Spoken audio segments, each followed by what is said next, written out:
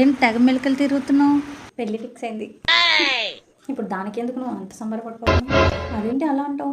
అదొక special moment కదా అందరికీ.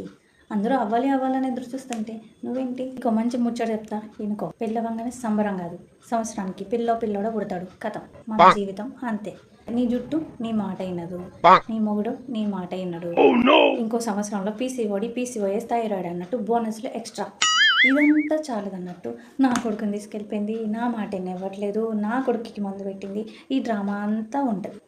ఈ గ్యాప్లో ఇంకో పిల్లోడో పుట్టేస్తారు. మొత్తానికి నీ చేతిలోకి ఇద్దరు ఉంటారు.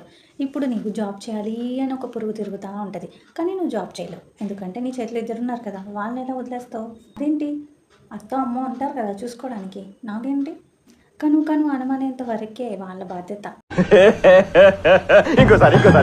కను అనుమానేంత వరకే వాళ్ళ బాధ్యత. కన్నాక ప్రతీది మన బాధ్యత. ఇదొకటి బాగా గుర్తుంచుకో.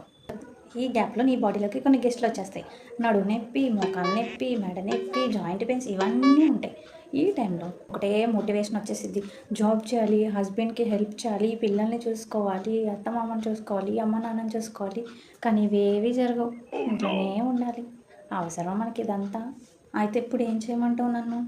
ఏం చేయమంటావు అని నన్ను అడుగుతావేంటి? నీకంటూ సొంత ఆలోచన ఉండదా? పొద్దున్నే బేవర్స్ గాళ్ళు ఎక్కువైపోయారు. చచ్చా